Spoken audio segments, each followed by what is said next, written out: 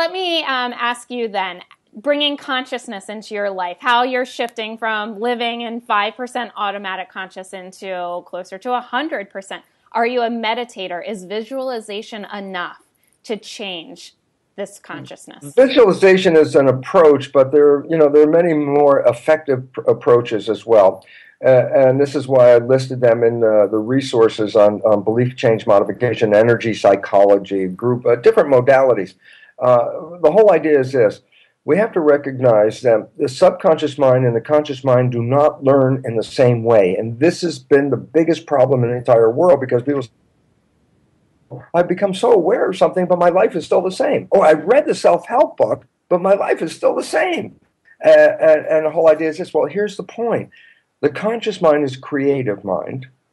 The subconscious mind is habitual mind. It has habits in it. Significance is this. When you have habits, you don't want them to change very quickly. A habit is something you learn that you want to, like you learn how to do it. I don't want to have to learn how to do it again. I learned how to walk. I don't want to learn how to walk again. I know how to drive the car. I don't want to have to do that again. Habits are good when they're good habits. But the issue about that is the conscious mind is not a habit mind. It's a creative mind. As a result of being a creative mind, it has this great ability to synthesize and learn very fast. I can read the self-help book. I go, wow, if I give you a test, after you read the book, you say, look, I got 100 on the test. I go, great. Your conscious mind has understood all the data because it read it and it learned it. Now I say, did the subconscious mind learn from that? And the answer is no. For a simple reason, it doesn't learn that way. And therefore, there's a difference. We can educate the conscious mind very quickly and easily through all the efforts of going to programs, reading books, watching videos. You can go, aha, and the conscious mind learns something. Subconscious mind doesn't do it that way. Subconscious mind learns primarily in normal life two ways. Number one, first 7 years, hypnosis. So that was bypassing consciousness and then putting data straight into the subconscious mind. Okay? Then number two was after you're 7, we're not doing hypnosis anymore. Now we're doing habituation, repetition. How did you learn ABCs? Well, you had to repeat it and repeat it and repeat it and repeat it, and then you finally got from A to Z. But once you did it, you didn't have to do it again. Okay? So the conscious mind can go, aha, learn something, and it has no impact on the subconscious program. And people think, well, I can talk to myself. And I go, that's another problem. Because you are an entity in the conscious mind. That's where your source, your spiritual connection, conscious mind. But I say, well, who's in the subconscious mind? I go, nobody's in the subconscious mind. It's a machine. It just records. It's like an old-fashioned tape recorder. You have a tape playing, and you say, I don't like the program. So I say, okay, go talk to the tape player. And you go up and you talk to the tape player. You say, stop playing that. Play something different. I don't like this. Play something different. I say, how much talking to the tape player will it take for the tape player to change? And the answer is, it will never change, because that's not how it learns. So basically, talking to yourself is frustrating because your conscious mind is the smart, a wise one, because that's the one that learns from everything very quickly just by hearing it. You learned it. The subconscious mind doesn't learn that way.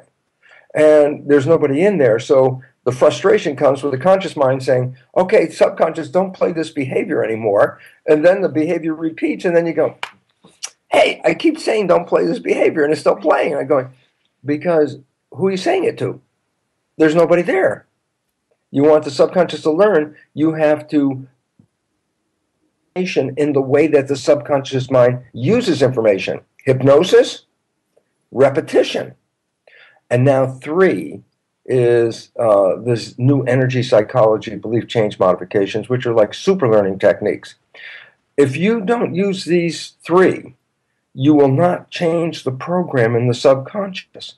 And this becomes, the aggravating part of people. Their conscious minds are so smart. They have all the answers. They know exactly what to do, and their life doesn't work that way. And the answer is because you didn't translate from the conscious mind into the subconscious mind just because you put it into the conscious mind. People have to know that. If you want to change the subconscious, the fundamental way, hypnosis, that means you could put earphones on at night, because as you go to bed, as you're coming from consciousness to sleep, you pass through theta. Mm-hmm. And if the earphones are on, theta is a direct download in the subconscious. So you can do, subliminal tapes is really good. If you want to do something else, then repetition, something that you keep repeating and repeating, because that's how you create a new habit. So you have to take where you would normally play an old behavior, you have to consciously play a new behavior and keep repeating that new behavior, and that will do it. And psychology is like pushing the record button. It's like finding how to create a super learning moment so that in that super learning moment, you can download a belief in 5 minutes. And that is necessary right now for this reason is civilization is pushing itself against the wall here. Mm-hmm. We're creating planetary upheaval, destroying ourselves.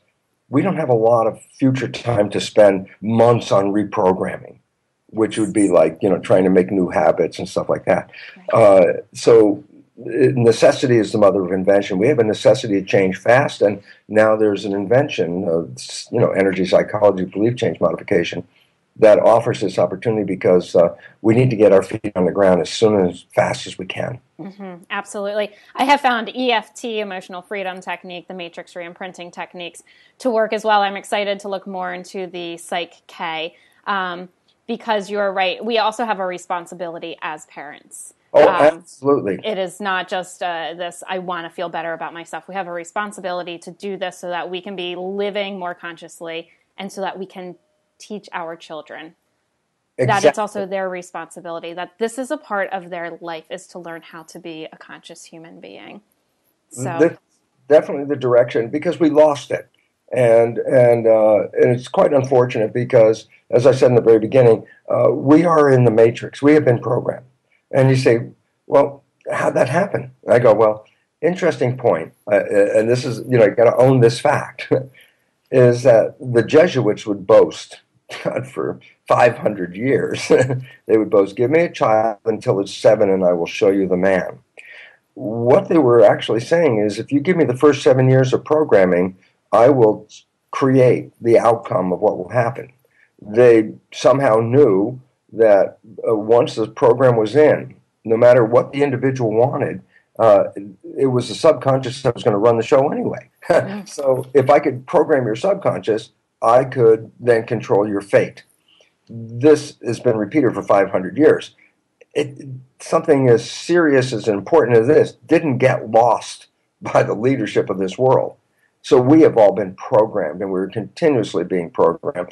And as you mentioned, it's time for us to wake up. We have responsibilities. Once we know this, it's really responsible for us to wake up, clear our own programs, and at the same time, do not perpetuate the programming onto our children, because this is what is being, the lineage is it's a program. People think it's genetics that is the lineage, and it's like, no, the programming is a lineage.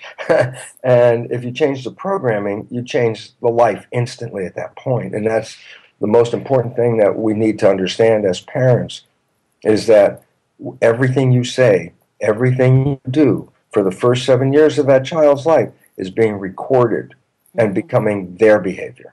Yes. Thank you so much for your time.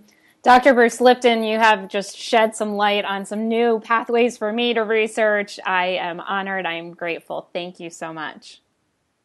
I so appreciate this. Thank you for asking the questions, and I hope the answers were in some way useful, darling. Yes, absolutely. Thank you.